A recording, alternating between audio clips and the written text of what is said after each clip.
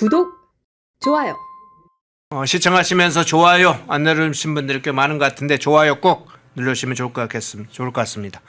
3부 시작하겠습니다. 양일구 박사님 나오셨습니다. 어서 오십시오. 안녕하세요. 예. 자, 미국으로 간 유성락의 장면도 살펴보고 먼저 한중 통화 스와프하고 어떤 관련이 있는가를 좀 한번 먼저 좀 살펴보겠습니다. 유성락 이 국가안보실장 워싱턴 DC를 방문했는데 미국의 고위급 인사 만났다고 하죠. 루비오 국무장관, 국가안보 보좌관을 겸하고 있죠. 마코 루비오 장관, 크리스 라이트 에너지부 장관을 만나서 원잠 건조 문제나 우량함 농축 문제나 사용 후 핵연료 재처리 등에 관해서 협의를 했다고는 했어요. 협의를 했다. 근데 내용은 뭐 특별한 게 없는 것 같은데 협의를 했다고는 했어요. 어떤 내용으로 어떻게 보셨어요? 뭐 우리 유성락 실장이 16일, 17일에 미국을 다녀온 것 같은데 예. 이제 우리가 국가 간 외교에서 가장 중요한 것은 그 시간이죠. 시간이라는 그 한정된 다 바쁜 사람들입니다. 뭐 루비오가 할 일 없는 사람도 아니고. 자, 그러면 짧은 시간 안에 우리가 뭔가를 얻어오려면 우선 의제가 뭐냐? 우선 의제가 뭔지가 사실 제일 중요한 거고. 그러니까 보니까 기자들이 벌써 따져 물은 거예요. 그 이틀씩이나 다녀오셨는데 그러면 한미 간에 지금 우선적으로 협상할 의제가 뭐냐? 그랬더니 뭐라고 얘기하셨냐면 그런 거 없다. 우선순위라고 할 것 없이 한꺼번에 다 뭐 론칭한다. 한꺼번에 풀어놓고 백화점입니까? 막 풀어놓고. 근데 마지막에는 속도감 있게 진행될 거다. 이게 모순이에요. 우선 의제가 결정되지 않으면 속도감 있게 진행될 수가 없는 것이고요.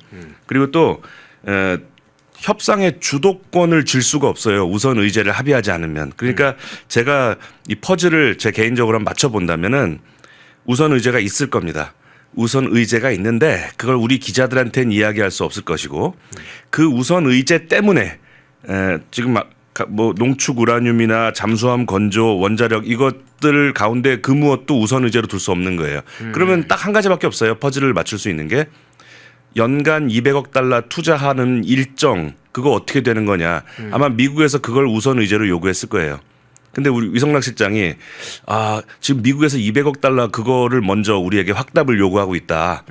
그걸 확답을 우리가 할 수 있는 처지가 아니다 보니까 뭐 농축 우라늄이나 뭐 이런 거가 지금 무엇을 먼저 이야기할지 좀 불투명하다. 아마 이게 진짜 그림일 것 같고요. 예. 근데 우리가 지금 이제 다음 달 넘어가면 새해가 밝아서 이제 압박이 들어올 거란 말이에요. 200억 달러 어떻게 할 건지.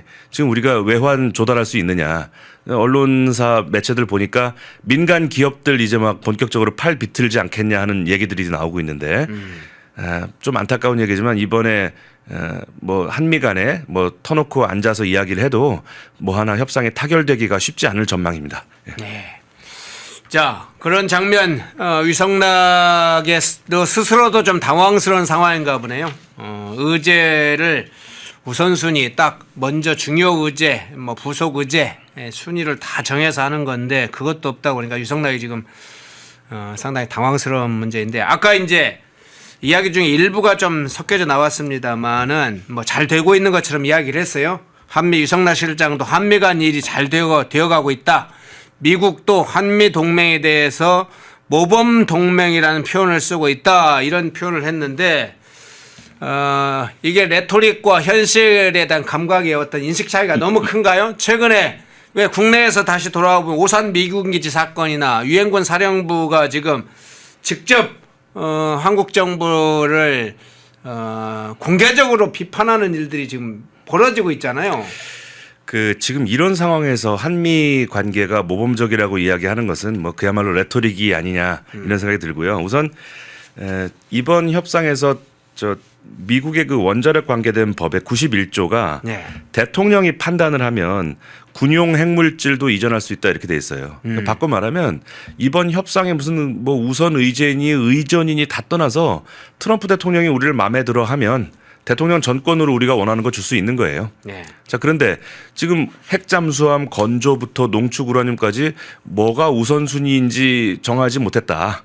그러면 트럼프 대통령의 그 의사가 그닥 우호적이지 않다는 게 여기서 나오는 거죠. 그리고 지금 최근에 대한민국이 여러 가지 미국의 심기를 자극할 만한 어떤 그런 행동을 계속하고 있는데 가장 대표적인 게 저는 얼마 전에 그 중국과 통화 스와프 한 거.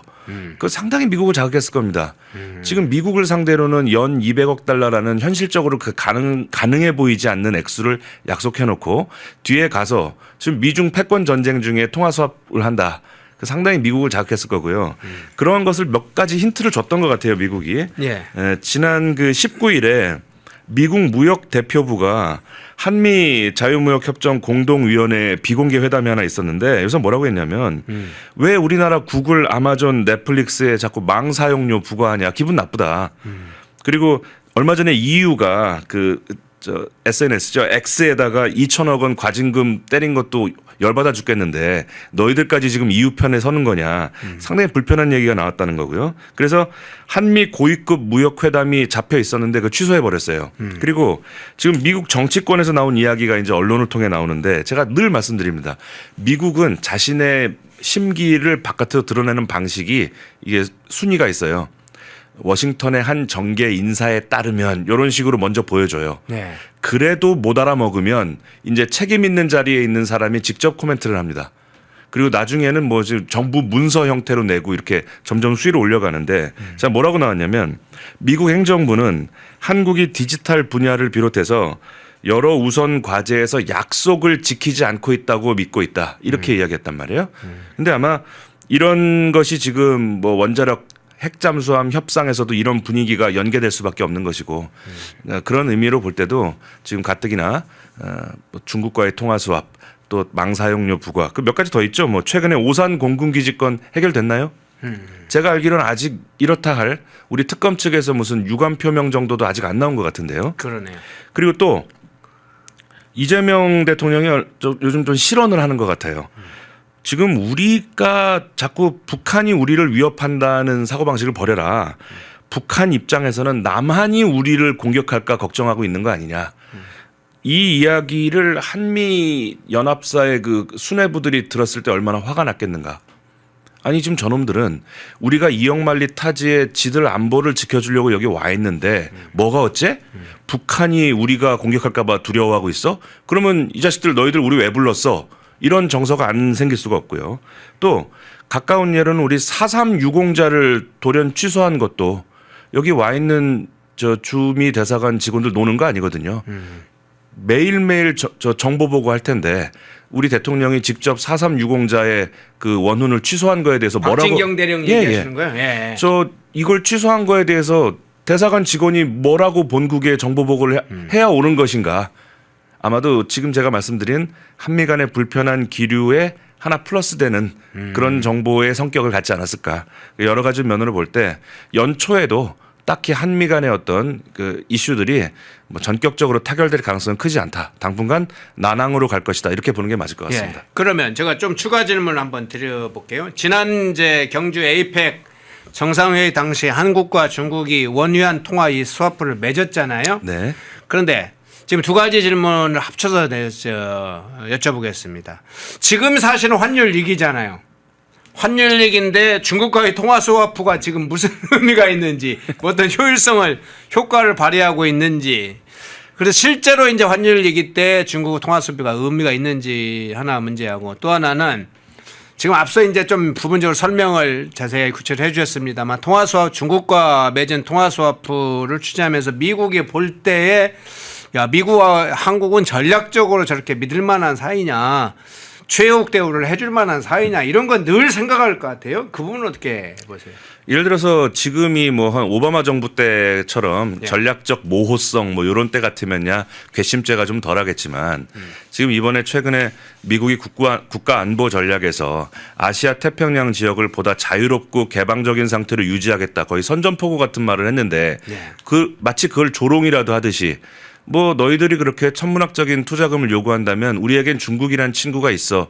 사실 통화 수합이라는 것은 경제 용어가 아니라고 봐야 돼요. 이건 정치 용어입니다.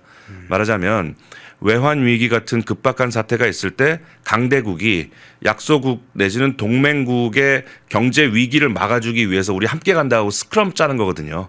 근데 우리가 중국하고 스크럼을 짠 우스꽝스러운 모양새가 돼 있는 겁니다. 그래놓고는 미국에 가서는 우리 핵잠수함 그 약속하신 거 빨리 만들어 주세요. 우리 농축 우라늄 주실 거죠? 이러고 있는 겁니다 지금. 이게 지금 그 마치 그 코미디 프로그램에서 넥타이 메고 갓을 쓰고 운동화를 신은 것 같은 우스꽝스러운 모양새가 되고 있는 것이죠. 그렇군요. 자, 먼저 유성락 이 국가안보실장이 미국을 방문하고 그 관료부터 진행된 사안 먼저 살펴봤고요.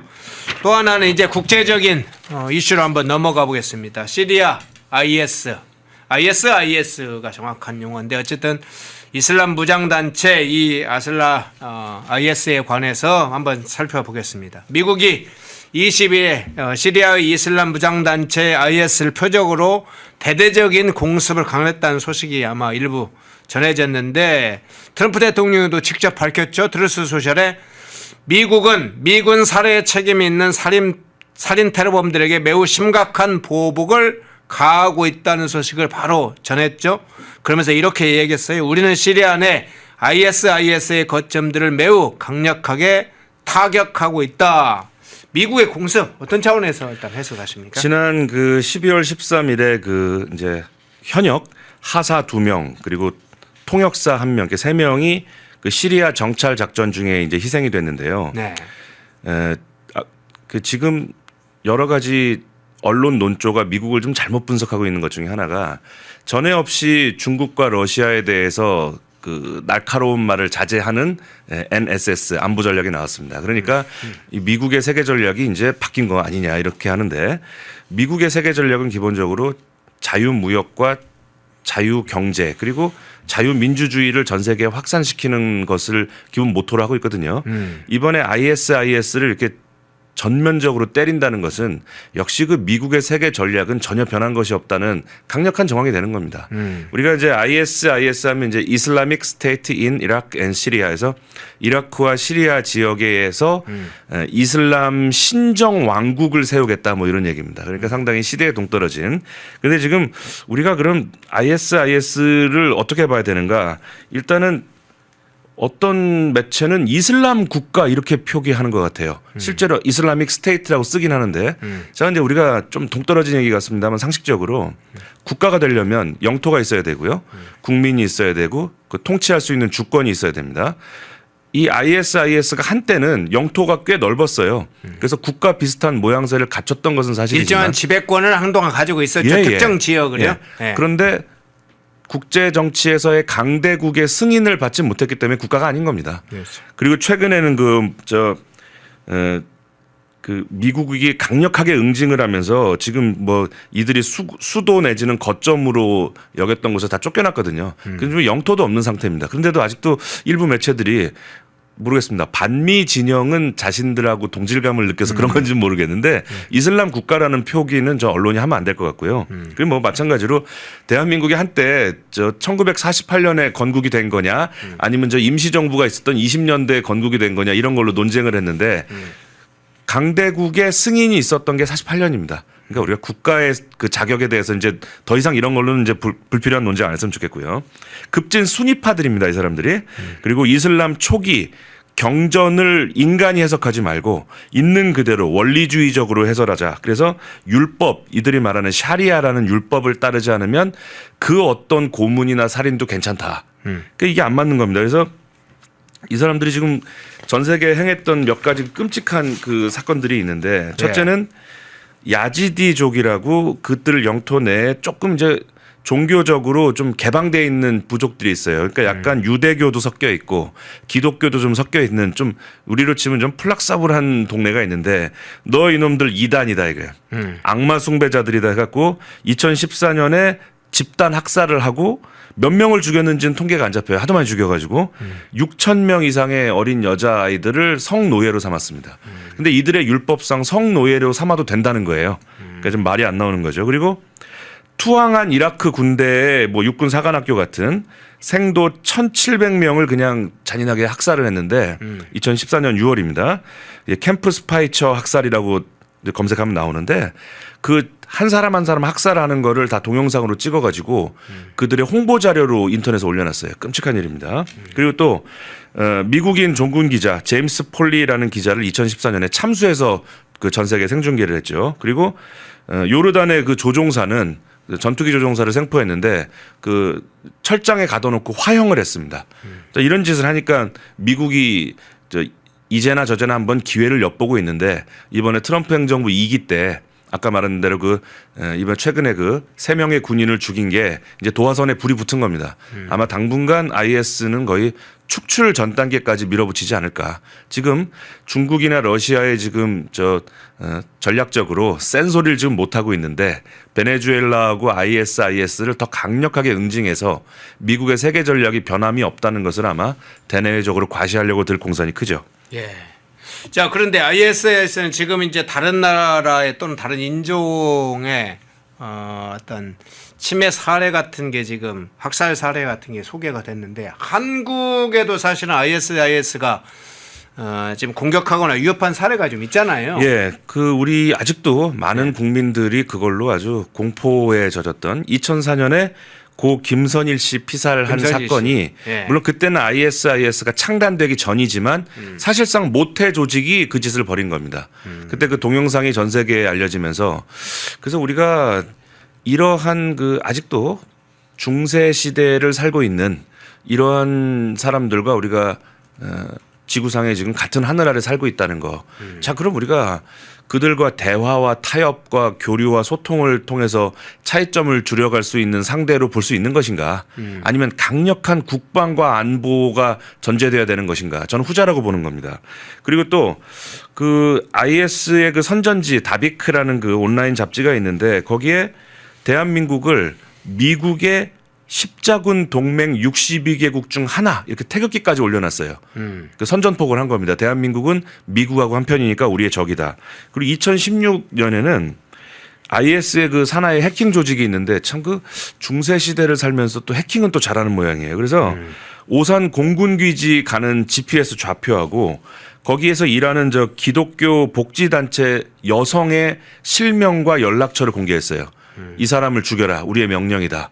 끔찍한 일입니다. 그리고 그거 외에도 IS의 유튜브에 한국인 20명. 근데 문제는 20명이 IS랑 무슨 관계인지 몰라요. 그냥 거의 무작위로 추정이 되는데 20명의 신상과 주소를 올려놓고 자, 우리 대원들이여 이놈을 처형하라. 뭐 이런 글이 올라왔던 적이 있습니다. 아, 그게 특정하게 무슨 기독교 뭐 이런 게 아니라 아예 네. 그냥 무작위적인 한국인들 20명 정도를 공개를 하고 살해하라고 선동한 거예요? 바로 그렇습니다. 그래서 네. 그건 이제 어떤 특정한 타겟을 목표로 한다기보다 대한민국 국민들의 사기 이걸 꺾겠다는 것이죠. 그리고 또 거기에 또 이건 부한해동하여서 2015년에는 10대 고등학생이었던 김모 군이 SNS를 통해 IS를 접촉을 한 거예요. 아, 예. 근데 얘기를 들어보니까 좀 이 친구가 조금 사회성이나 이런 게 좀 부족한 친구였는데 지금 IS가 전 세계의 외로운 늑대라고 하죠. 네네. 은둔형 이런 사람들한테 접근해 갖고 어떤 사회적으로 좀 이렇게 나약하고 사회성이 좀 부족한 사람에게 접근해 가지고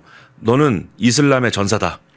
네가 우리에게 협조한다면 넌 우리 조직에서 중요한 역할을 하게 된다. 이렇게 막 말하자면 근거 없는 자신감을 주입해 가지고 결국은 이제 포섭해서 갔는데 안타깝게 이 김모 군인데 자발적으로 IS 입대해서 몇 번 정도 이렇게 핸드폰으로 교신을 하다가 지금 교신이 안 돼요. 그래서 아마 국가정보원은 사망한 것으로 보인다. 왜냐하면 외국에서 데리고 온 용병들부터 위험한 작전 지역에 내보낸다는 거예요. 네. 그래서 IS의 위협은 실존하는 것이고 저 멀리 무슨 중동에 있는 남의 나라 일이 아니다.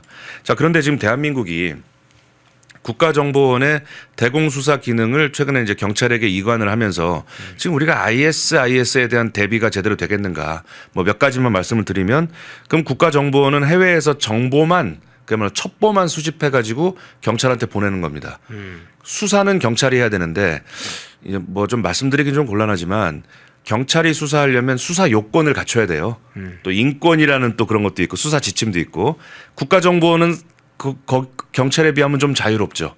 바로 그 점 때문에 우리가 수사에 시간이 지연되지 않느냐. 그리고 이 와중에 지금 한미동맹은 물론이고 지금 한일 간의 협력 마저도 이렇게 정찰 자산인데 한일 간의 군사 협력은 곧 정찰 자산을 같이 쓰는 것인데 이 정부가 지금 한미일 협력에서 자꾸 이탈하는 모양새를 보이니까 국민들은 더 불안하지 않을 수 없다 이렇게 봅니다. 예.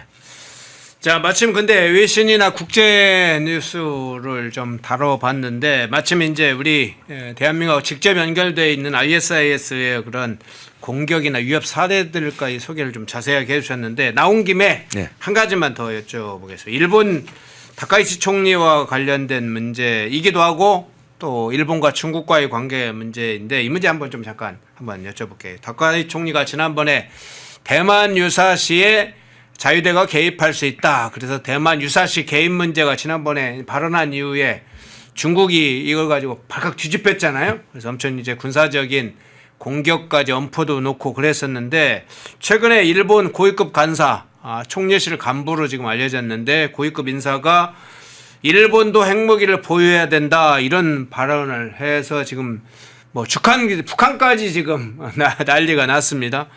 이것이 미치는 파장이 이제 뭐 중국 북한 문제도 있지만 사실 우리한테도 미칠 파장이 있으리라고 보는데 어떤 차원에서 일단 보세요? 우선 뭐 결론부터 말씀드리면 현 단계에서 미국이 정식으로 일본의 핵 보유를 승인할 확률은 제로다. 그러나 우리가 배워야 될 부분이 있는 겁니다. 우선 다카이치 총리가 유사시 우리도 대만과 함께 싸운다 하고 질렀단 말이에요. 그러니까 중국의 시진핑이 보낸 대규모 함대가 그 일본 연안을 돌면서 엄청난 무력 시위를 했습니다. 그 전투기가 레이저를 조사해 가지고 우리 미사일 쏠 수 있다 이렇게 거의 뭐 일촉즉발 상태까지 간 겁니다. 그거를 일본이 다 예상했다고 봐야 돼요. 좋다. 우리가 중국을 이번에 자극한다. 대만과 한 팀인 걸 선언해 갖고 중국을 자극한다. 그래서 군사 도발과 군사 위협을 어떻게든 만들어야 된다. 그걸 명분으로 우리는 핵무장을 선언한다. 착착착 계획대로 돼가고 있다는 느낌이 드는 거예요. 물론 미국이 뭐라고 했냐면 여기다 대고 이제 미국은 우리 동맹국을 지키기 위해서 가장 믿을 만한 핵 억지력 갖고 있다. 걱정하지 마라. 이런 식으로 이제 좀 달래는 모양새지만은 한 10여 년 전으로 돌아가 보면 일본이 전 세계를 상대로 핵을 갖겠다고 이야기할 수 있다는 자체만 해도 엄청난 스탠스의 변화가 있는 거예요. 자, 그러면 우리 저 여성 총리입니다. 일본 다카이치 총리가 트럼프 대통령 뭐 동네 교회 오빠처럼 팔짱을 끼고 예. 군함 위에서 팔짝팔짝 점프를 하고 그걸 보면서 사실은 조롱 섞인 그 눈으로 보는 그 시각이 있었거든요. 저 말이야 그 나라의 지도자가 저러면 되냐. 아무리 미국이 좋아도 말이야. 그러나 그게 다 목적과 국익을 두고 한 행동이라는 게 나오는 것이죠. 적어도 이제 일본은 공식석상에서 핵 보유를 하겠다고 선언할 수 있는 나라가 된 겁니다. 그러면 사실상 지금 자위대가 정상 군대화 되는 것은 이미 임박했다고 봐야 될 것이고 드디어 70여 년 2차 세계대전 전범국으로 핵탄두를 두 발 맞은 일본은 2025년에 이제 전쟁을 할 수 있는 정상 국가가 됐다. 이렇게 봐도 무난한 거죠.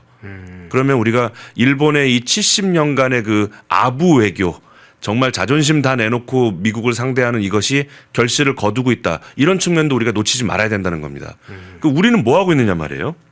우리는 아직도 미국이라는 그 국가 한미동맹의 그 가치가 있음에도 불구하고 강대국이라는 것이 주는 편견과 뭐 질시의 눈 또 지금도 광화문 가면 이 추운 날씨에도 김정은을 사랑한다 또는 뭐 주한미군 물러가라 이런 피켓을 들고 있는 청년들이 있습니다. 네. 자, 그럼 일본처럼 저렇게 감정이나 자존심을 내려놓고 철저히 국익을 위해 70년을 일관된 외교를 해온 거죠.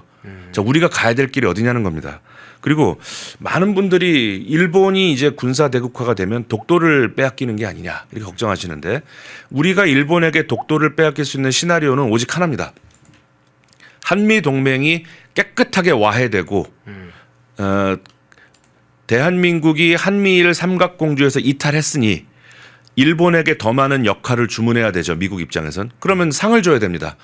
그동안에 한국이 하던 몫을 일본에게 이제 부담을 줘야 되니까 상을 줘야 되는데 그 상이 독도가 될 확률이 크죠.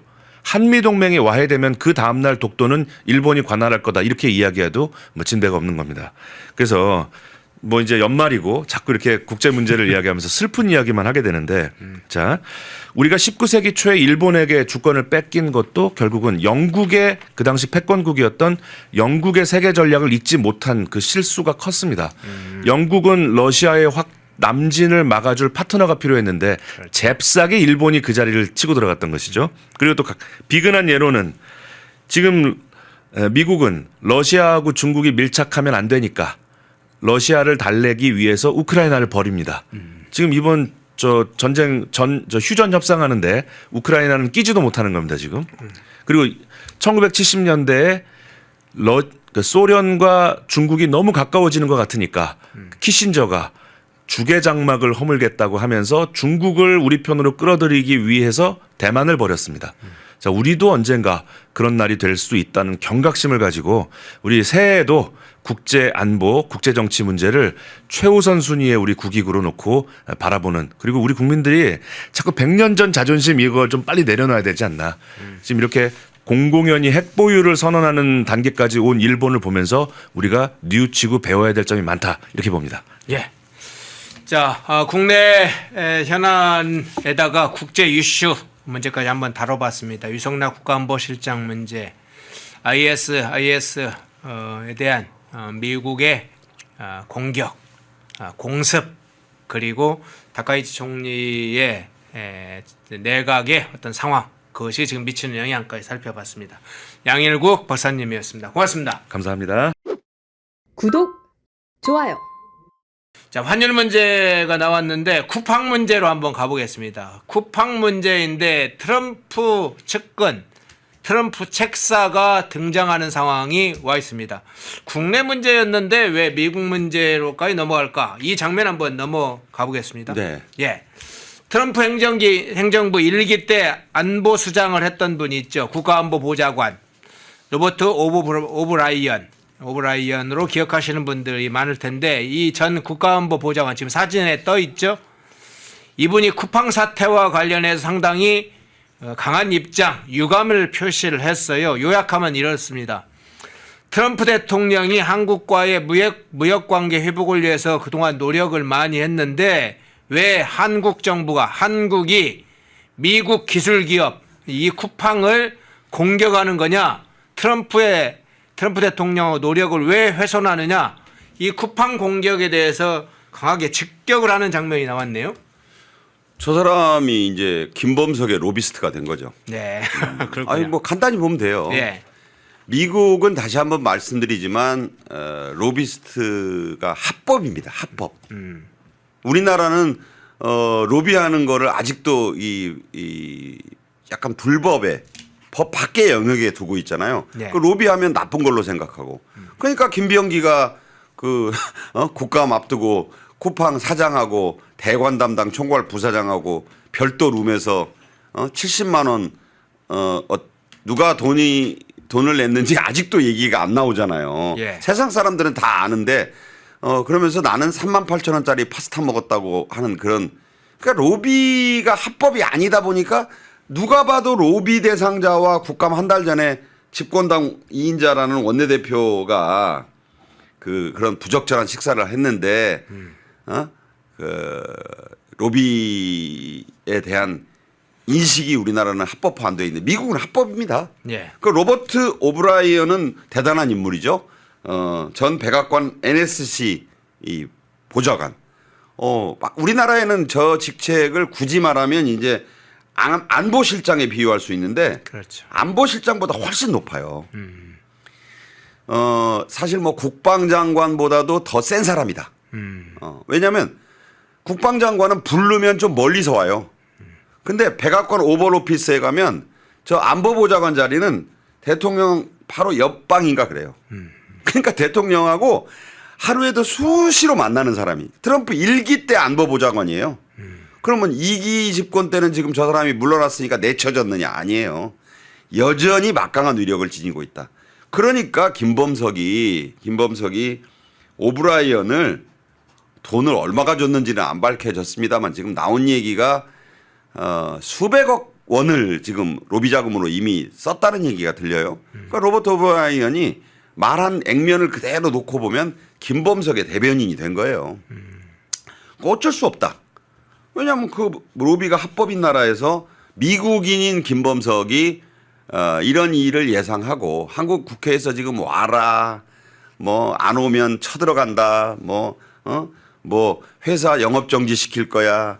지금 요새 그 민주당 그 지지자들과 그 국회의원들 사이에서 탈팡이 아주 유행어가 됐잖아요. 네. 탈팡. 쿠팡 탈퇴. 뭐 MBC 같은 데서는 탈팡 막 보도를 하면서 마치 뭐 이게 수백만 명이 빠져나갔으니까 곧 탈팡이 쿠팡이 망할 것처럼 보도하고 있어요. 제가 보면. 그런데 잘 생각해 봐야 돼요. 오브라이언이 왜 저런 말을 했겠느냐. 자, 이렇게 얘기했어요. 트럼프는 한국과의 무역 관계의 균형을 회복하기 위해 많은 노력을 기울여 왔다. 이 전제를 딱 깔고. 그런데 한국이 미국 기술 기업들을 겨냥하며 트럼프의 노력을 훼손했다는 거죠. 매우 유감스러운 일이 될 것이다. 이게 그냥 엄포가 아니에요. 트럼프의 귀를 붙잡고 있는 사람이에요.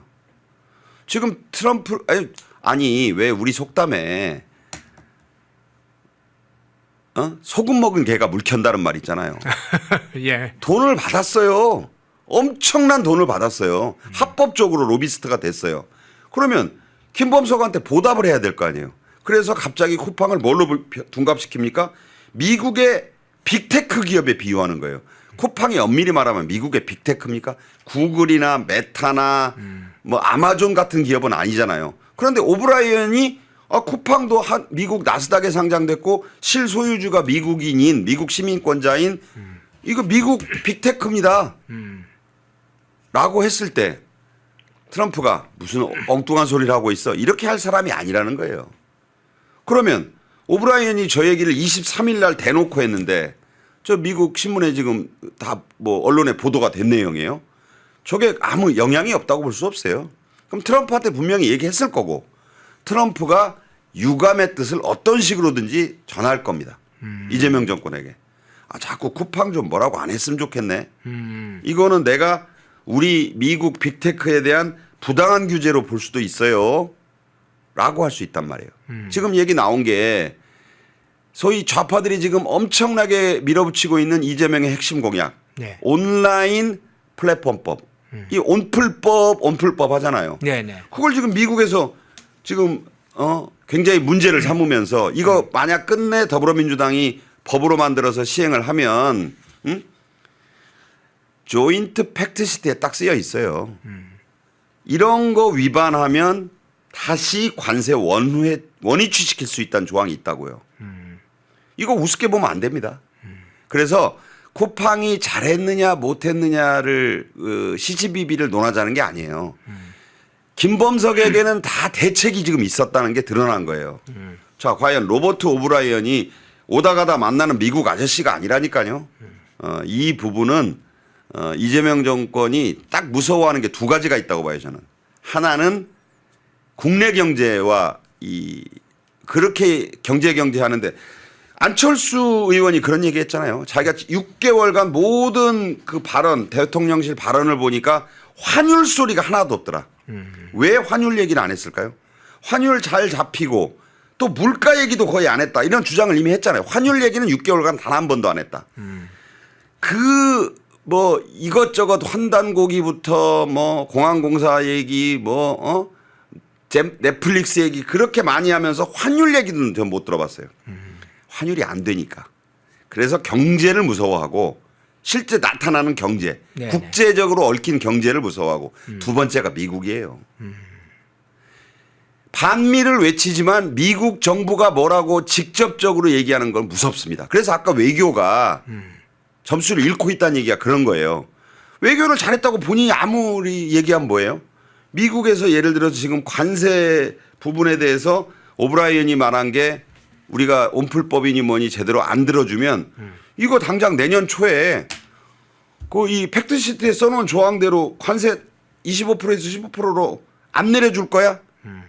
일부만 내려줄 거야? 이러면 난리 납니다.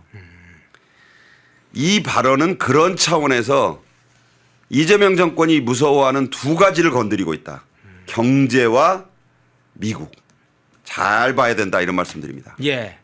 자, 오브라이언의 발언이 향후에 미칠 영향도 지금 잠재적으로 이야기를 했었습니다. 트럼프 대통령 귀에 이게 전달되지 않겠느냐. 트럼프 대통령이 이것이 어떻게 반응할지. 최근에 한미 FTA 공동위원회가 열리려다가 미국이 전격적으로 취소를 했는데 그중에 하나도 이 쿠팡 문제가 걸려 있었다고 했죠. 온라인 플랫폼법 규제와 관련해 한국 정부 믿을 수 없다는 거. 왜 쿠팡 문제도 왜 자꾸 건드려? 이런 이야기까지 분석이 나와 있죠.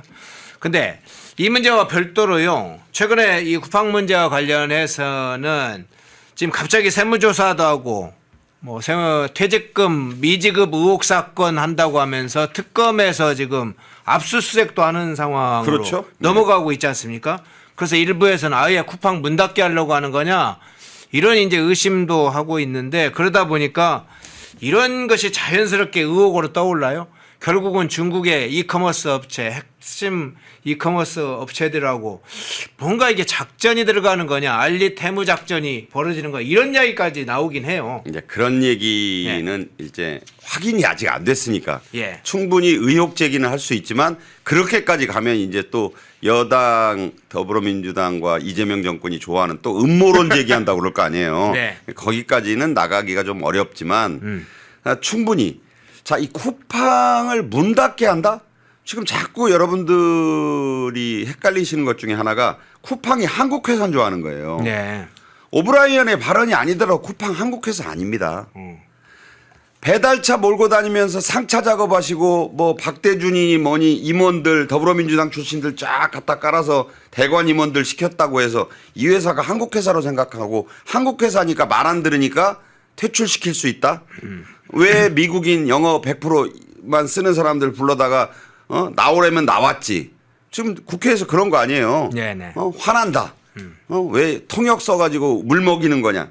그러니까 자꾸 이걸 이거 어떤 국수주의적 관점에서 이걸 얘기하기도 하고 쿠팡을 마치 한국 회사 취급해가지고 그러니까 한국 회사만 때려잡을 수 있다고 보는 거죠.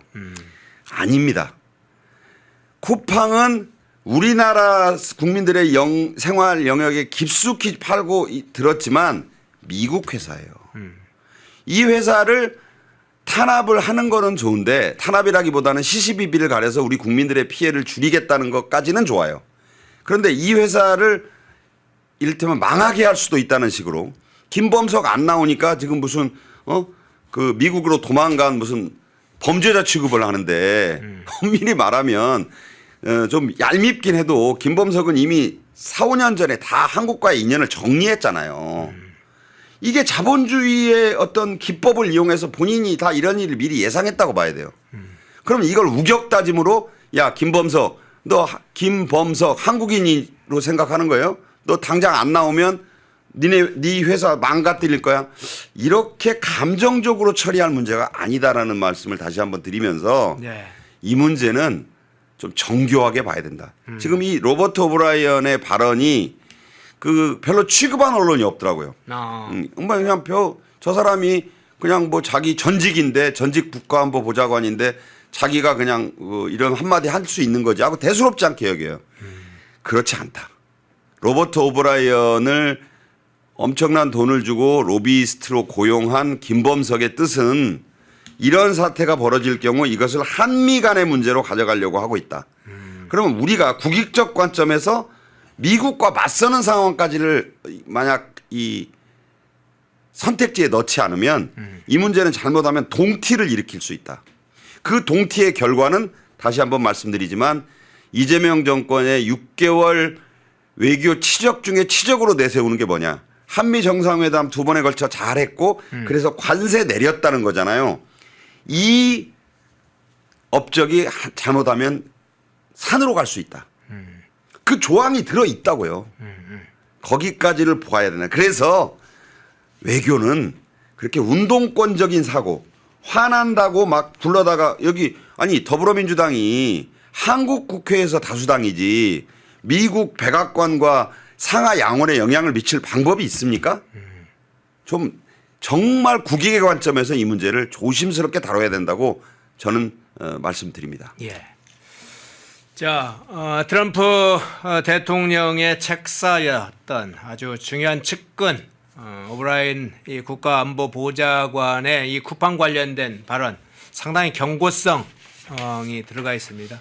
뭐 한국 정부도 주요한 인사들 데려다가 때로는 뭐 법무법인을 대행을 시키기도 하고 수많은 대행을 합니다. 이제 로비스트로 오브라이언이 등장을 했다면 그에 따라서 한국 정부에 미칠 영향도 지금 대응을 해야 됩니다. 우리도 이제 뭐 미국에 관련된 소송이 있으면 우리의 정치인, 우리의 뭐 법조인 데려다가 이제 쓰기도 하고 그러는데 그래서 이 국가안보 보좌관이 나선 문제에 대해서 그냥 한 개인의 문제로 치부할 일이 아니다. 자, 그런 장면도 살펴봤습니다. 자, 마지막으로 이 주제 한번 좀 다뤄보겠습니다. 유성락 실장이 다시 소환이 됐는데 그 문제 한번 좀 다뤄보겠습니다. 어제 이제 청와대 춘추관이죠. 뭐 공식 명칭은 29일부터 쓰겠다 이런 식으로 대통령실에서 얘기하는데 청와대라는 용어를 다시 쓰겠다 하는데 어쨌든 청와대 춘추관에서 기존에 미국 뭐 갔던 이야기, 캐나다 갔던 이야기, 일본을 찾았던 얘기 이걸 브리핑을 했어요. 유성락 국가안보실장이. 근데 기자들이 관심사는 그 문제도 있었지만 자주파와 동맹파, 외교부와 통일부 이 갈등에 관해서 여러 번 물었어요. 그러자 유성락 실장이 이렇게 얘기합니다. 미국과 일본에서도 자주파와 동맹파 간의 갈등을 알고 있다. 어떨 때는 통일부와 외교부 중 어느 것이 한국 정부의 입장인지에 대해 묻기도 한다. 이 국가안보실장 입으로 이야기하기엔 상당히 해교한 상황입니다. 국가 전체 NSC를 이끄는 실장 얘기로는 야 미국 일본이 말이야 우리를 질타하고 있어 통일교 외교부 둘 중에 어느 게 한국 정부 입장이야 이렇게 묻기도 한다는데 이 장면 어떻게 해석을 하십니까? 유성락 실장은 정통 외교관입니다. 예. 다시 한번 말씀드리지만 우리나라에만 있는 해괴한 용어예요. 아니 동맹파 자주파가 단 원래 이 용어부터가 좀 거부감이 있어요. 예. 자주파가 좋은 것 같잖아요. 예. 아니 근데 간단히 말씀드리면 동맹파라는 말이나 자주파라는 말은 부적절하다. 왜냐하면 우리나라는 1948년에 건국되고 1950년 6.25 때문에 공산화될 뻔한 위기에서 미국을 주축으로 한 유엔군이 참전하지 않았으면 지금 이 나라는 그냥 공산주의 국가입니다. 네. 그건 다 아는 역사적 사실이잖아요. 네네. 그런데 한미동맹을 주축으로 지금까지 78년간 6.25 이후 75년간 어떤 의미에서 번영을 누리고 있는데 아니 캐대헌이니 케이팝이니 뭐 이런 게 지금 가능한 이유가 한미동맹과 6.25 때 공산화되지 않은 그 덕분이라고 봐야 되는 거 아닙니까? 이걸 다르게 생각하는 분들이 물론 있다고 봐요 저는. 그렇죠. 그거를 이제 뭐 반제 반미 제국주의적 시각에서 보는 분들이 있기 때문에 그 견해에 대해서는 존중합니다. 저도. 다만 한미동맹의 굳건한 토대 위에서 75년의 번영을 누린 나라에 동맹파란 말이 따로 필요합니까? 그러면 그 자주파란 말이 갖고 있는 용어의 뜻은 뭡니까? 한미동맹은 뭔가 잘못돼 있으니 우리 스스로 스스로 일어서는 스스로 주인되는 그런 외교와 안보 정책을 해야 된다는 말이 그 자주파란 말 속에 녹아 있는 거잖아요. 그렇죠. 이건 너무나 잘하실 거라고 생각합니다. 네. 그래서 미국과 일본에서도 자주파 동맹파 간 갈등을 알고 있다고 위 실장이 얘기한 거는 이 문제는 저희끼리만 얘기하는 게 아니라 미국 일본도 이거 알고 있어요. 그리고 지금 통일부가 자주파를 상징하고 네. 외교부가 동맹파를 상징하는데 아니 한 정부 안에서 전혀 다른 쪽을 예. 한쪽은 동쪽으로 가자고 그러고 한쪽은 서쪽으로 가자고 하는 세력을 병존시키는 게 문제 아닙니까? 예. 대통령이 정리를 해야죠. 이게 무슨 반반 무슨 짬짜면이라고요. 짬짜면은 중국집에서 시키면 짬뽕 50% 짜장 50% 해가지고 알아서 골라 먹으세요라는 메뉴지만 외교는 이런 식으로 하면 저는 안 된다고 생각합니다. 이제는 편을 누구 손을 확실히 들어야 돼요. 네. 이거 계속 혼란만 부추길 뿐이다. 아니 대놓고 지금 정세현 지금 저기 나오는 문정인 네. 뭐 정동영 저기 또 빠졌네요. 이종석 이 사람들이 위성락 안 되겠다고 한다잖아요. 네, 위성락 몰아내려고 하는 것 같아요. 몰아낸다는 표현까지는 안 쓰지만 네. 결단을 내려달라. 이번 뭐 연말 연초에 개각에 좀 포함시켜달라. 한마디로 위성락 빼란 얘기예요. 그리고 조현을 자꾸 무슨 동맹파의 대표처럼 얘기하는데 조현 씨는 전주고등학교 정동영 씨 5년 후배예요. 뭐 고등학교 후배 선후배를 떠나서 조현은 자리가 외교부 장관이니까 그 역할을 하는 겁니다. 그러면 외교부 장관마저 미국하고 지금 가장 우리나라 외교부가 가장 중시해야 되는 파트너가 미국 아닌가요? 우리나라 외교의 1번이 러시아나 중국입니까? 이건 되물어봐야 되는 거잖아요. 근데 만약 이 길이 맞다. 네. 우리나라 외교의 제1 역할이고 제1 파트너가 중국이나 러시아라면 위성락하고 조현을 바꿔야죠. 근데 그렇게 하기엔 두렵다는 거 아닙니까? 당면에 그 경제 문제, 안보 문제가 지금 그러니까 반반 짬짜면으로 지금 가고 있는 거예요. 그 갈등이 자꾸 일어나니까 시끄러운 거고. 위성락 실장도 이렇게 얘기한다는 것은 이제 심판이 휘슬을 불어야죠. 자꾸 둘을 번갈아 가면서 쓰면서 어찌 보면 온탕 냉탕 왔다 갔다 하니까 미국도 헷갈려하고 중국도 불만이잖아요. 아니 내년 4월에 한중 정상회담하고 무슨 시진핑 만난다고 하면서 아니 무슨 중국 어선들 조업의 뭐에 대해서도 그렇게 세게 얘기하면 네. 저도 깜짝 놀랐어요. 그 발언 듣고 야 저렇게 중국 어선 뭐 바로 때려잡아야 된다? 인도네시아에서는요 몇 년 전에 그렇게 불법으로 넘어와서 조업하는 중국 어선 격침시켰어요. 하려면 그 정도 하든가. 격침 못 시키잖아요. 이런 식의 갈등은 교통정리가 필요한 것이지 계속 싸우게 하면서 왔다 갔다 하는 것은 맞지 않다. 네. 그러니까 위성락 실장도 속이 탈 겁니다. 지금 이번에 출장 갔다 와가지고 성과를 많이 내놨어요. 네네. 지금 캐나다가 군함 건조 사업하고 잠수함 사업 하는데 이게 얼마 전에 우리가 실패 한번 했잖아요. 잠수함 사업에서 수주 못 했지 않습니까? 네네. 동유럽에서 열심히 일하고 온 위성락 실장을 칭찬해서 힘을 실어주든지 아니면 저 왼쪽에 나오는 이종석 말을 듣고 이제 확실히 그쪽으로 가든지 결정의 시간이 왔을 뿐이다. 자꾸 자주파 동맹파란 말이 나오는 것 자체가 부적절하다. 저는 그렇게 생각합니다. 예. 그러면 이 부분만 마지막으로 한번 짚고 넘어가겠습니다. 안보 대북 정책을 전체 총괄하고 있습니다. NSC를 전체 이끌고 있는 상임위원장이기도 하고 국가안보실장으로서 그걸 사실은 이제 통일부나 외교부 전체의 물론 부처 책임자는 아니지만 대통령실에서 그걸 전체 총괄하는 역할을 하고 있는데 앞서 지금 박 평론가님께서 얘기를 하셨다시피 아까 그 사진 한번 다시 띄워주시겠어요? 예, 그 사진 한번 띄워주세요. 예, 지금 제일 저기에 자주파 사실은 친중 친북파라고 하는 게 정확하겠죠. 그 정세현 전 통일부 장관이 아주 집중적으로 좀 위성락을 견제하고 공격을 하고 있습니다. 여기에 문정인까지도 가세해서 지금 위성락 실장을 공격하고 있는데 만일 어떤 형태든지 위성락 실장이 이재명 정권 하에서 이재명하고는 상당히 싱크율이 높다고 하는 평가도 있긴 하지만 좌초될 경우를 한번 생각을 해보면 위성락이 좌초될 경우에 한미관계, 외교 안보 문제 이게 어떤 방향으로 갈지 그 부분은 어떻게 보세요? 결국 저기 이 5장의 사진이 올라와 있는데 네. 다 임명권자는 이재명이에요. 예. 그러니까 아니 물론 문정인과 정세현은 그 제야, 원외라기보다는 지금 아직 등용은 안 됐잖아요. 근데 얼마 전에 정세현이 지금 진입을 시도하고 있어요. 소위 제도권으로.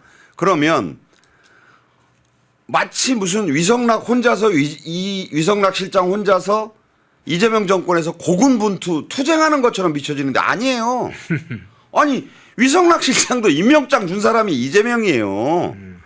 아니 근데 무슨 왜 한 방향으로 안 가고 그 안에서 좌우 깜빡이를 동시에 넣느냐는 거지. 그러니까 지금 외교가 이제 어찌어찌 잘 온 것 같은데 이제 벽에 딱 온 거예요. 미국이 이제 더 이상 이런 식의 그 헷갈리는 자동차를 안 받겠다는 거예요. 아니 신호등이 헷갈리잖아요. 네. 그 앞에서 보는 입장에서 쟤네는 왼쪽 깜빡이를 넣었는데 오른쪽으로 갈 것 같네. 오른쪽 깜빡이를 넣었는데 갑자기 왼쪽으로 갈 것 같네. 근데 갑자기 오더니 막 쌍깜빡이를 동시에 켜네. 그런 차를 어떻게 봤습니까? 그런 점에서 보면 마치 위 실장이 야당 출신인 것처럼 오해를 하는 분들이 있는데 아니에요. 그러니까 교묘하게 잘 지금 이 두 마리오네트를 이재명이 잘 쓰고 있어요. 지금까지는. 마리오네트가 뭡니까? 손가락에 걸고 실로 이렇게 저렇게 하는 거예요. 지금. 그런데 이제는 그런 식의 마리오네트 극을 이어가기는 좀 힘든 상황으로 자꾸 가고 있다. 트럼프가 별로 시간이 없습니다. 내년 11월 미국 중간선거에서 트럼프의 참패가 지금 예상이 되고 있어요. 물가가 엄청 오르고 또 연이은 지금 선거 패배로 인해서 트럼프 지지율이 35%인가 그래요. 장사가 없어요. 이런 지지율로는 중간선거를 승리할 수가 없습니다. 승리는커녕 미국 상하 양원이 동시에 민주당 손으로 넘어가게 되면 트럼프는 그때부터 그냥 절름발이가 되는 거예요. 자, 어느 나라 얘기하고 비슷하잖아요. 지지율이 위태위태한데 경제, 물가, 환율 다 마찬가지예요. 그다음에 대미 관계, 한미 동맹의 어떤 근간이 흔들리면서 관세 협정 이런 것들이 같이 흔들리는 상황이 오면 천하장사도 못 버팁니다. 똑같다. 따라서 트럼프도 이제 더 이상 이재명 정부의 이 그런 반반 행보, 왔다 갔다 행보를 이제 이렇게 보아 넘겨주기가 힘든 상황, 여유가 별로 없다는 뜻이에요. 제가 보기에는. 그러면 이제 더군다나 이제 4월에 또 뭐 중국에 가서 또 시진핑도 만난다 하지. 또 그에 앞서서 1월 달에는 말씀드린 대로 일본 가가지고 다카이치 총리하고 또 만난다잖아요. 물론 외교라는 건 뒤에서는 열심히 싸워도 앞에서는 웃고 손잡고 아이고 이 덴뿌라 맛있네요. 나라는 원래부터 제가 좋아하는 곳입니다. 또 이래야 되는 게 외교예요. 방향을 좀 확실히 하자. 이제는 그런 식의 짬뽕도 좋아합니다. 그런데 또 나오다가는 저는 원래 짬뽕 팬이에요. 이런 식으로는 곤란하다라는 점을 말씀드리면서 네. 마치 지금 위성락이 무슨 동맹파를 혼자 이끄는 국민의힘 소속처럼 착각하셔서는 안 된다는 말씀을 드립니다. 네.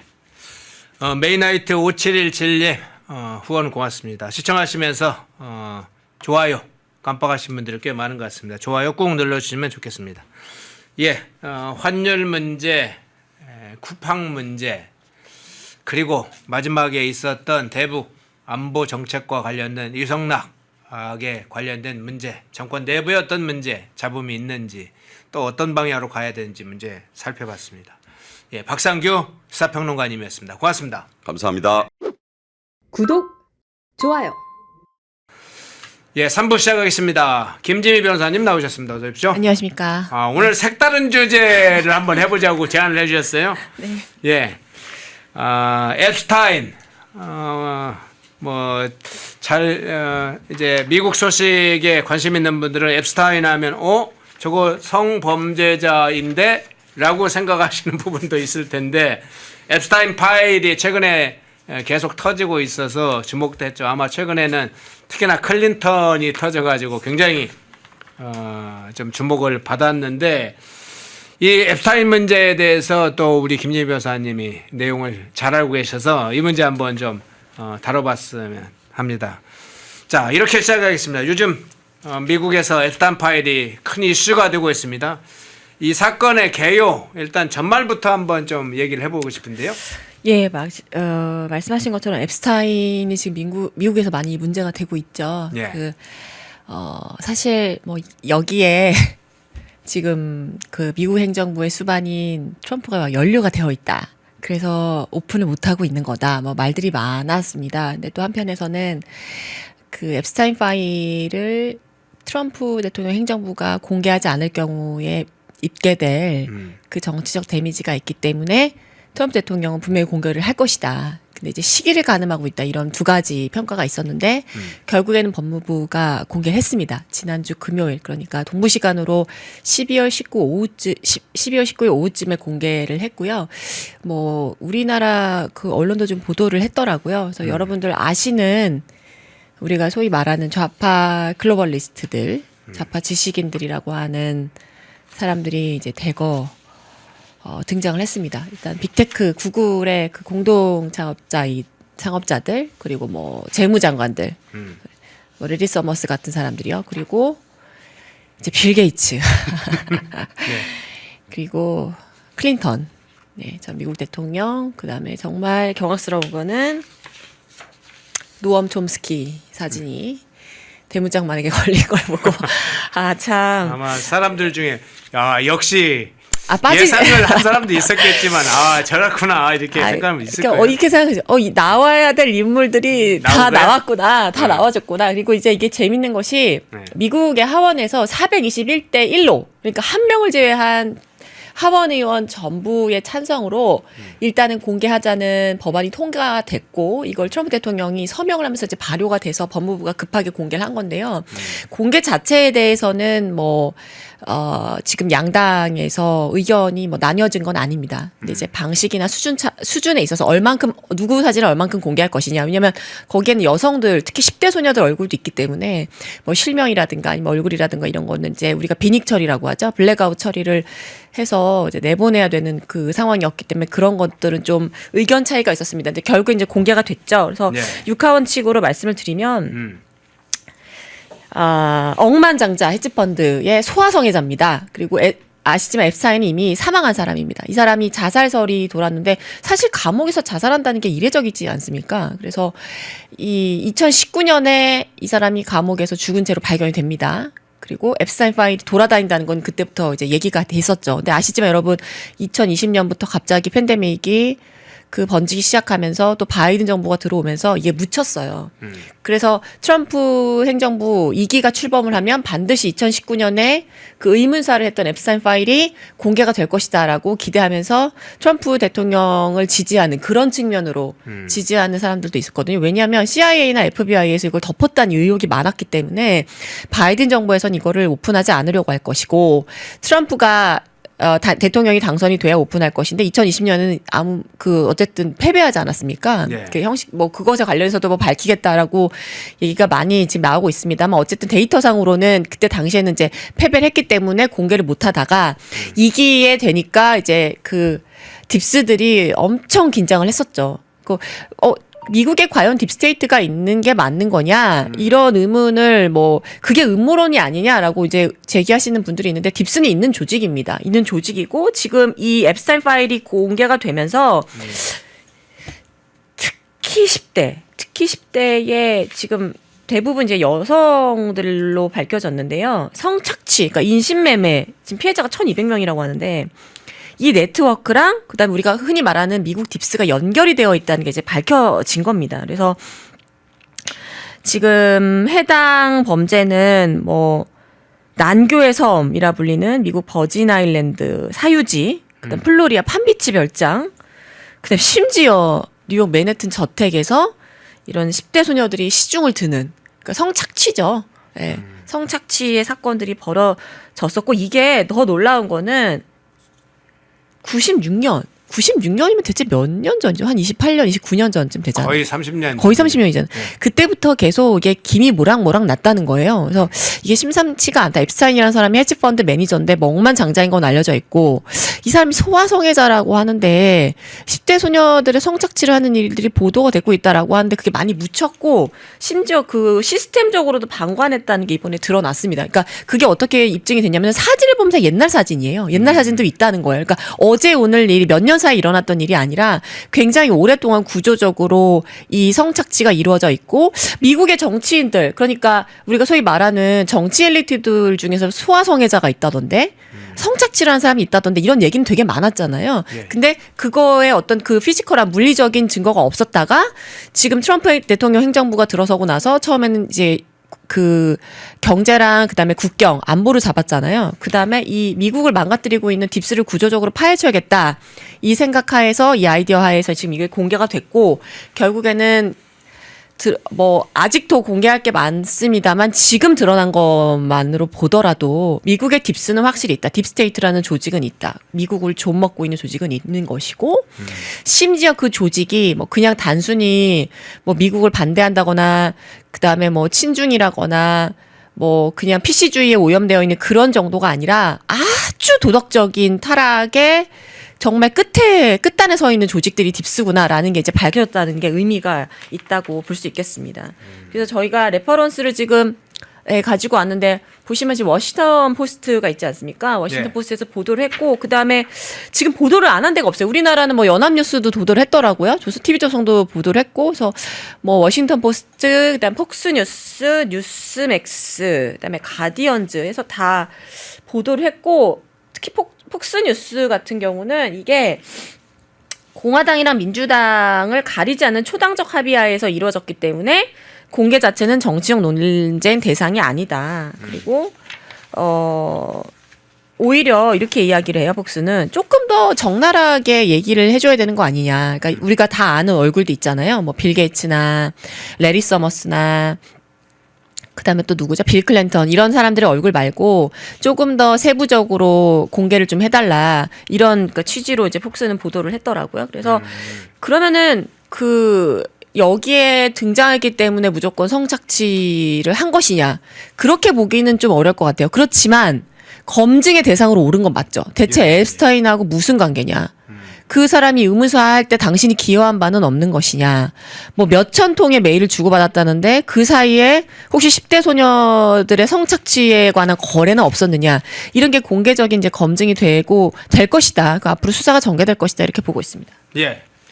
자, 관심사는 사실은 지금 앞서 이제 쭉 이것의 배경을 설명을 했는데 대체 이 앱스타인 파일에 누가 즉 어떤 사람이 등장하느냐가 제일 큰 관심사이긴 하잖아요. 맞습니다. 뭐 은밀한 부분을 살펴보려고 하는 게 아니라 이게 여러 가지 이제 사회 지도층과 관련된 문제이고 실제로 스스로 나름대로는 정의롭다, 공정하다, 사회의 진보를 이끌고 있다 하는 자들의 이름이 얼굴이 지금 나오기 시작했습니다. 그래서 이 충격적인 게 이 팔대에 등장하는 인물들인데 조금 더 자세히 어떤 사람들이 구체적으로 좀 거론되고 있습니까? 제가 일단 아까 말씀드렸지만 전부 공개된 게 아니거든요. 네. 그리고 서서히 점진적으로 공개를 하고 있다는 거예요. 그러니까 오히려 이게 더 공포스러운 거죠. 여기서 누가 더 나올 것인가. 예. 근데 말씀드렸지만 지금 빌 클린턴 그다음에 레리 페이지 그다음에 공동 창업자죠. 세르게이 브린 이런 사람들이 이제 공개가 됐고요. 네. 제가 오늘 새벽에 혹시 또 오픈된 사람이 있는지 한번 확인해 보니까 한국 시간으로 한 새벽 5시 반쯤에 폭스뉴스가 보도를 했더라고요. 세상에 여기에 영국 그 왕실이 개입이 된 걸로 보입니다. 그래서 그 왕자 얘기가 조금 있긴 했었죠. 예, 그래서 이분은 아예 그냥 요크 공작에서 그 지금 왕실 칭호와 자기를 박탈당한 걸로 당일에 바로 박탈당한 걸로 보이고요. 그러니까 영국 왕가의 일원이죠. 찰스 3세 국왕의 동생 앤드류 윈저 이제 공이 아니죠. 앤드류 윈저가 연루가 된 것이다. 이렇게 연루가 되었다라고 이제 확정적인 보도가 있었습니다. 그렇고 그다음에 빌리 클린턴 말씀드렸고 레리 서머스는 뭐 유명하죠. 재무장관이었고 그다음에 오픈 AI 이사였다가 바로 이제 공개되니까 내려놨죠. 그리고 저희 또 사진 준비된 거 있죠. 노엄 촘스키가 있더라고요. 촘스키. 이 촘스키가 세상에 가장 잘난 체 많이 하고 세상에 마치 정의로운 그 상징인 것처럼 했던 촘스키가 등장하는 거예요. ABC 뉴스에서 네. ABC 뉴스 보기 전에요. 저희가 지금 이거 다음에 나온 사진일 겁니다. 폭스에서 지금 노엄 촘스키, 우디 앨런도 들어가 있고 우디 앨런은 뭐 순위 프레빈으로 유명하죠. 그 부적절한 관계로. 그다음에 노엄 촘스키 사진. 네, 저기 지금 보면 두 번째 사진 사람 있죠. 그러네요. 왼쪽에 네, 두 번째 있네요. 두 번째 있고 네. 그다음 사진 한번 볼까요? 빌 게이츠 그 여성분 얼굴은 지금 가려져 있고요. 그다음 사진이요. 가린 게 좀 이상하게 가렸네요. 그래서 왼쪽에 있는 바로 저 인물이 네. 촘스키입니다. 촘스키가 무슨 일을 했는지 우리 국장님 잘 아시죠? 네.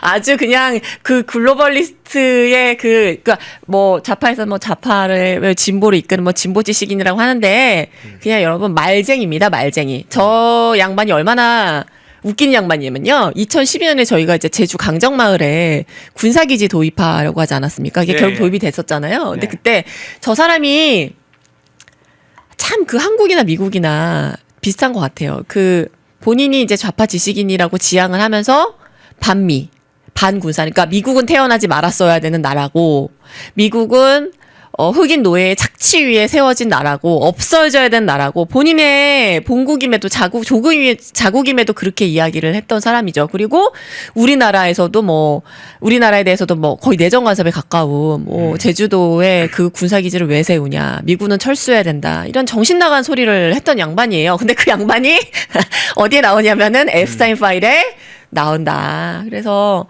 참 그 도덕적으로 온갖 깨끗한 척과 그 뭐 여성 인권이나 이런 뭐 PC주의 이런 거에 엄청 그 앞서 나가 있는 마치 굉장히 그런 게 세련된 사상인 것처럼 홍보는 있는 대로 다 하고 다니는 인간이 까보니까 10대 성착취에 연료가 되어 있는 양반이더라. 참 면면들을 보면 어쩜 이렇게까지 참 그 같은 영역에서 이렇게 그 무더기로 나올 수 있을까 싶어요. 그래서 저는 가장 충격적이었던 거는 저 촘스키였습니다. 촘스키. 그다음 우디 앨런. 근데 우디 앨런은 아시지만은 우디 앨런의 지금 현재 아내가 누군지 여러분 아시죠? 수니 프레빈과 우디 앨런 사이가 원래 어떻게 그 시작이 됐는지를 아실 겁니다. 그래서 저는 우디 앨런은 별로 놀랍지도 않았고요. 그리고 지금 빅테크의 대표 주제가 구글 아닙니까? 예. 구글 공동 창업자가 2명 다 들어가 있습니다. 1명도 아니고. 그런가요? 레리 페이지하고 그다음에 세르게이 브린 이 두 사람이 다 들어가 있잖아요. 게다가 핵심 인물로 거론이 되고 있다고 합니다. 그러니까 좌파 글로벌리스트들은 미국을 반대하고 중국을 밀어주고 그걸 통해서 월스트리트에 유입된 돈으로 백도어로 돈을 받고 그리고 정보를 통제하는 이 빅테크 산업을 또 육성해서 미국 사람들한테 잘못된 PC나 이런 해체주의 같은 것들을 유입시키는 통로로 사용하고 말이죠. 그게 얼마나 본인들이 도덕적으로 청렴한 척을 하면서 그런 세일즈를 해왔습니까? 근데 아까 말씀드렸던 것처럼 정말 그 도덕적 타락의 정점에 있는 사람들이다. 그리고 제 생각에 그래요. 이걸 그렇게 앱스타인이 일단 죽었잖아요. 2019년에. 네. 그렇기 때문에 뭐 죽은 자는 말이 없고 앱스타인 파일이 공개가 되지 않으면은 지금 계속 그런 세일즈를 해왔겠죠. 전 세일즈라고 봅니다. 레토릭 수준이 아니라 정말 그 개신교 전통 그 보수주의를 갖고 나라를 재건하려고 하는 사람들한테 온갖 중상모략을 해가면서 본인들은 엄청 도덕적으로 깨끗한 레벨에 사는 것처럼 그렇게 홍보를 해오지 않았습니까? 그래서 앱스타인 파일이 밝혀지지 않았다면은 아마 이 글로벌리스트들이 얼마나 더러운 삶을 살았는지 드러나지가 않았을 것 같아요. 그래서 이 파일이 공개되는 게 싫어서 그래서 그렇게 트럼프 대통령 당선을 반대한 것이 아닌가 생각이 듭니다. 예. 자, 이런 문제에 대해서 한번 여쭤볼게요. 이제 보수 언론에서는 저 사건이 터졌을 때 대체적으로 이제 좌파 엘리트의 위선 이런 부분에 조금 초점을 맞춰서 표현을 쓰기도 하고 그런 이제 제목들이 일부 나와 있는데 우리 변호사님이 이야기를 하다 보면 유선 차원의 문제를 넘어서 좌파 엘리트 이 네트워크가 붕괴된 거 아니냐 좀 이런 좀 부분을 좀 주목하시는 것 같아요. 예, 뭐 인간의 욕망이라는 건 사실 끝이 없고 사람이 많이 가지면 결국엔 이 두 가지 문제에서 많이 넘어지지 않습니까? 근데 저는 그렇게 생각합니다. 우리 보수의 특징은 그게 뭐 미국이나 한국이나 할 것 없이 본인이 실수하고 잘못하면은 내가 잘못했다. 내가 좀 실수했다라고 인정을 해요. 네, 그렇죠. 근데 미국에서도 폴리티컬 레프트라는 얘기를 하거든요. 그러니까 너무 이중적이라는 거예요. 본인들이 잘못한 것에 대해서 인정하고 반성하고 그런 게 아니라 이슈를 덮고 아니라고 무조건 아니라고 하고 그리고 생각해보면 미국도 좌파들이요. 굉장히 인권에 집착하지 않습니까? 인권에 그렇게 집착하는 사람 치고 정말 인권을 위해서 진실하게 노력하는 사람을 제가 못 본 것 같아요. 그러니까 지금 제가 어이가 없는 거는 이 사람들이 다 지금 몇 면들을 보면은 인권, 특히 촘스키, 약자, 도덕, 정의를 말했던 사람들이란 말이에요. 그런 레토릭으로 헤게모니를 잡아온 집단이 한두 명이 아니라 아주 구조적으로 타락했다는 걸 보여주는 거죠. 빌 클린턴은 놀랍지도 않아요. 왜냐하면 기억하실 겁니다. 90년대인가요? 릴스키하고 스캔들이 있지 않았습니까? 근데 그때는 편면적인, 그러니까 텔레비전 채널을 통해서 일방적으로 보내는 정보를 대중들이 흡수했던 상황이란 말이에요. 그러니까 빌 클린턴만의 문제가 아니라 오래된 미국의 아주 오래된 딥스테이트라는 존재가 있고, 이 딥스테이트가 지금 미국을 좀먹고 있고, 여기엔 다수의 소아성애자와 10대를 착취하고 있는, 그러니까 인권이란 말 자체를, 그러니까 입에 올리기도 너무 더러운 행위들을 하는 사람들이 엘리트층으로 포진돼 있고, 그 사람들이 헤게모니를 장악하고 있다는 것까지는 몰랐죠. 그러니까 빌 클린턴을 잘라내면 딥스테이트는 그냥 생존할 수 있었던 거예요. 근데 지금은 다르지 않습니까? 채널이 많아졌고 뉴스를 생산하는 그 채널이 다양해졌고, 그러니까 가릴 수가 없는 것이죠. 그래서 오히려 이런 게 저는 피해자, 그러니까 가해자로 살면서 그 10대 청소년들 입장에서, 그 여성들 입장에서 얼마나 이게 기가 찰 노릇입니까? 1200명이랍니다. 1200명. 지금 그러면 무수하게 쏟아져 나오겠네요, 향후에. 그러니까 피해자들이 분노를 하는 거죠. 그러니까 아까도 비닉 처리를, 우리는 얼굴이 공개돼도 되니까 블랙아웃 처리를 하지 말라는 거예요. 그리고 전부 다 공개를 해달라는 겁니다. 그래서 미국 민주당은 생각을 했던 거죠. 분명히 저기 안에 트럼프가 있을 것이다. 근데 지금 나와 공개된 거는 없거든요. 근데 저는 그렇게 생각해요. 만약에 앱스타인 파일을 깠는데 우리가 지금 추측하고 있는, 어떤 언론에서 추측하고 있는 공화당 인물이 나온다. 그를 가릴 필요는 없다고 생각해요. 그렇죠. 딥스에 관련되어 있는 자들 중에 공화당 인물이 있으면 반드시 속간해서 정리를 하고 가야죠.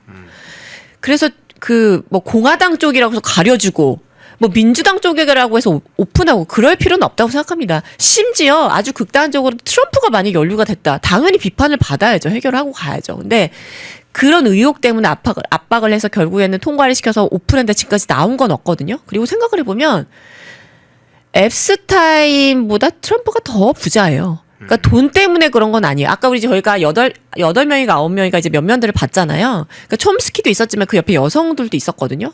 그러니까 여성들의 얼굴이 들어갔다는 거는 뭐 물론 모르겠습니다. 무슨 성적 그 어떤 취향에 따라서 10대 청소년들 저런 여성분이 착취했는지는 모르겠지만 그건 아닌 것 같고, 앱스타인이 갖고 있는 돈, 그리고 그 성적 착취를 이용할 수 있는 아주 부당한 네트워크, 여기에 이제 올라탄 인물들에 대한 면면들이거든요. 그러니까 그런 걸로 보면 트럼프가 본인이 트럼프 그 그룹을 이끌 때 돈 때문에 앱스타인하고 연결이 되었을 것 같지는 않아요. 카르텔이 그러면 여러 형태가 하나로 사실은 이렇게 연결되어 있네요. 그 네트워크가. 네. 그리고 남성들의 경우에는 대부분이 성적인 그 이슈에 관련되어 있는 것으로 많이 보이고요. 많이 보이고요. 그래서 단순히 도덕적으로 몇 명이 타락했다 그런 문제가 아니라 완전히 이 좌파의 진보의 헤게머니를 틀어지고 있는 사람들이 오히려 까보니까 인권을, 정의를, 도덕을 말할 수 있는 수준이 아니었다는 거죠. 정말 입에 담기도 어려운 그런 행동을 하면서 1, 2년도 아니에요. 구조적으로 덮고 있었다는 거. 그게 참 놀랍고, 그래서 저는 이게 일각에서는 뭐 좌파 엘리트의 위선이다라고 보는데, 저는 엘리트란 말 자체도 붙일 필요가 없다고 생각합니다. 많이 배웠다고 엘리트는 아니잖아요. 그러니까 그 앱스타인 파일이 공개됨으로 인해서 이제 확실히 아는 거죠. 미국에는 딥스테이트라는 조직이 있는 게 확실하다. 그리고 그 딥스테이트는 도덕적으로 굉장히 부패했다. 그리고 그게 오랜 시간 누적이 됐다. 그리고 저는 대한민국 국민이기 때문에 한편으로 어떤 생각이 드냐면, 촘스키라는 인간이 문재인 정권에서 했던 일들을 지지하고 말이죠. 그 반미 정권이 오히려 촘스키가 했던 말은 가지고 와서 오히려 본인들의 레퍼런스로 쓴단 말이에요. 그리고 이 한미 동맹에 대해서 굉장히 부정적으로 보고, 그러니까 이런 미국 좌파들의 영향력이 대한민국 안에도 들어왔을 거라는 거죠. 그러니까 저는 그렇게 생각해요. 미국 좌파냐 한국 좌파냐 다르다 보지 않고, 도덕적으로 가장 타락한 인물들이 오히려 더 도덕을 부르짖지 않았나. 그런 구조적인 모습을 드러낸다는 점에서 개인의 일탈이 아니라 그런 구조적인 모습, 사회 구조적인 모습을 보여준다는 점에서 전 앱스타인 파일은 반드시 밝혀줘야 한다고 생각하고, 오늘 새벽에 뭐 영국 왕실이 지금 앤드류 윈저 한 명이 나왔지만 또 누가 나올지 모릅니다. 또 누가 나올지 모르고 저는 가려서는 안 된다고 보고요. 네. 예. 지금 이야기 중에 딥스테이트 얘기를 했습니다. 보통 이제 통상적으로 딥스테이트 얘기면 세상을 움직이는 지배하는 비밀 그룹, 비밀 조직이 있다. 영화에서도 가끔 등장하잖아요. 네.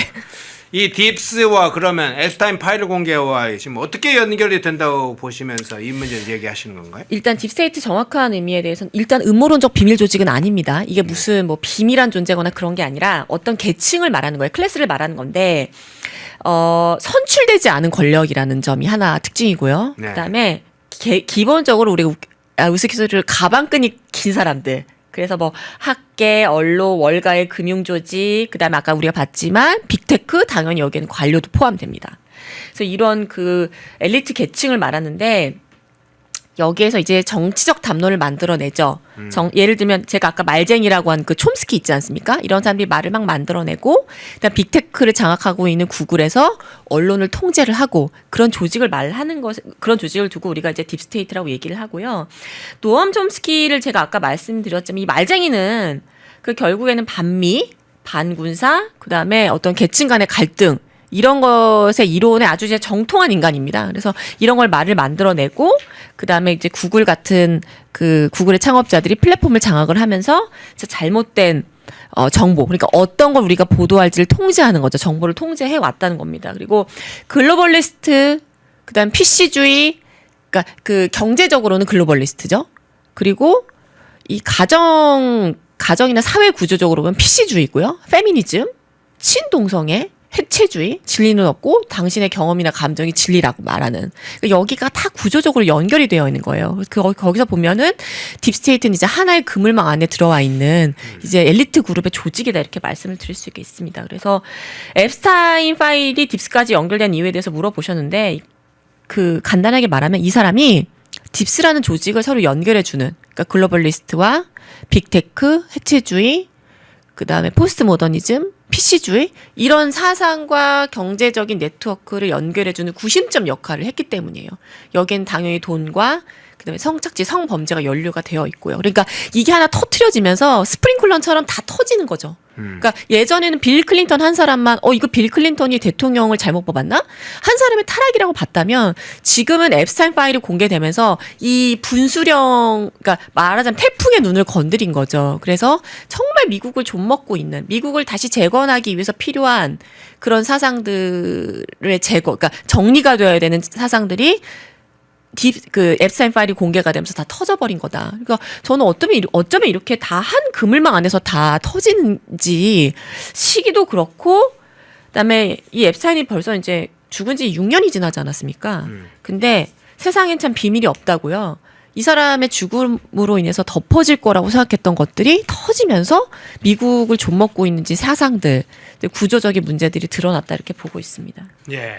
마지막 질문을 좀 드릴게요. 결국은 그러면 이제 또 미국 내에서도 이 앱스타인 파일이 공개되면서 트럼프 대통령 문제를 계속 이야기를 하고 있고, 트럼프 대통령이 등장하느냐 뭐 이런 문제도 있고, 지금 이제 딥스테이트까지 이야기를 해주셨는데, 결국 그러면 이제 트럼프 어쨌든 대통령이 미국이나 전 세계를 이끌어가는 가장 중요한 지도자이기 때문에 이 문제와 관련해서 트럼프 지도력 문제가 시험대에 올랐다, 이런 문제를 제기하는 분들도 있고 또 실제로 이제 회자가 되고 있는데, 예. 그걸 어떻게 평가해야 됩니까? 말씀하신 국장님 말씀이 맞고요. 지도력이 시험대 올랐다라고 이제 얘기를 하고 있습니다. 그 이유는 앱스타인 파일이 공개가 되면은 공화당도 데미지가 전혀 없지는 않을 거예요. 근데 그 한 나라의 대통령이 분명히 어떤 부분에 있어서 이게 구조적인 뿌리까지 썩어 있다. 그러니까 이걸 드러내야 된다라고 생각을 하는데, 그걸 드러냈을 때 자기 진영에 데미지가 있다고 해서 그걸 포기한다면은 사실 그 사람은 대통령으로서 자격이 없는 거겠죠. 근데 트럼프 대통령이 올해 1월에 취임을 하고 나서 굉장히 속도가 빠르게 어떻게 한 정부가 1년 안에 이런 걸 해낼 수 있을까 싶을 정도로 굉장히 굵직굵직한 이슈들을 잘 정리를 해왔단 말이에요. 뭐 벌써 국경 문제 정리했죠. 정리해 나가고 있는 중이고, 그다음에 당장 관세 문제도 깨끗하게 해결하지 않았습니까? 트럼프 대통령이 이거 할 때 반발이 많았지만 결국에는 파워게임에서 트럼프 대통령이 이겼단 말이에요. 그러니까 일각에서는 트럼프 대통령이 레이건을 넘어선 것 같고 링컨의 아성도 뛰어넘는 거 아닌가, 이런 정말 트럼프 대통령 잘한다, 그냥 단순히 지지를 넘어서 이 트럼프 대통령이 미국의 역사를 새로 쓰는 것 같은데 라는 평가가 나올 정도란 말이에요. 근데 저는 아직은 그런 평가를 하기 이르다고 보고요. 딥스테이트 문제에 대해서 트럼프 대통령이 오랫동안 잘 알고 있습니다. 왜냐하면 본인이 돈이 많다는 거는요, 여러분. 돈이 많다는 건 고급 정보를 많이 가지고 온다는 거 아닙니까? 제일 중요하고 제일 최신의 업데이트된 정보를 부자들이 갖고 있기 때문이거든요. 그러니까 트럼프도 일평생 부유한 계층으로 살았기 때문에, 그리고 본인이 원하면은 닿지 않는 인맥이 없었기 때문에 그걸 알고 있을 거예요. 아마 보도된 것보다 훨씬 더 깊고 정확하게 딥스테이트에서 알고 있을 겁니다. 그래서 이거를 드러낼 수 있는 가장 적절한 시점, 그리고 가장 의지도 있고 파워가 있는 대통령이 지금 트럼프 대통령이라고 생각이 됩니다. 만약에 덮고 간다면 저는 10년, 20년 또 다시 이 문제가 해결이 안 되고 반복이 될 거라고 생각이 들고요. 해결을 한다면 저는 말 그대로 링컨의 아성을 넘어서지 않을까 생각이 됩니다. 또 그런 생각도 들어요. 과연 미국의 좌파 정권의 이 딥스테이트가 밝혀질 경우 한국에도 영향이 없을 것인가? 저는 한국형 딥스도 있다고 생각하거든요. 예. 정말 그 깨끗한 척 다 하고 새는 돈, 우리나라 오늘은 우리 대한민국 얘기를 하는 건 아니니까. 여의도에서 네. 또 여의도의 위성 조직처럼 그 조직을 지원하는, 법률적으로 아스팔트에서 이런 조직들 보면 사실 새는 돈이 되게 많거든요.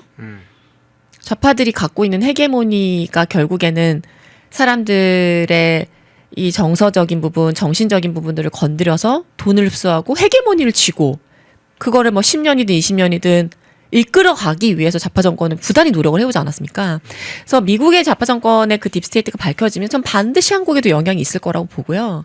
그래서 좀 기다리고 있는 심정입니다. 오늘 새벽만 해도 앤드류 왕자 그 건이 터졌지만 또 누가 나올지 몰라요. 누가 나온다고 해서 당황할 것이 아니라 반드시 딥스테이트 문제는 트럼프 대통령이 본인이나 공화당에 데미지가 있다 하더라도 반드시 해서 정리를 하고 넘어가야 되는 문제다. 그것에 따라서 트럼프의 지도력이 정말 한 단계 업그레이드 하느냐, 아니면 그냥 주저앉느냐, 결정될 것이라고 봅니다. 예. 네.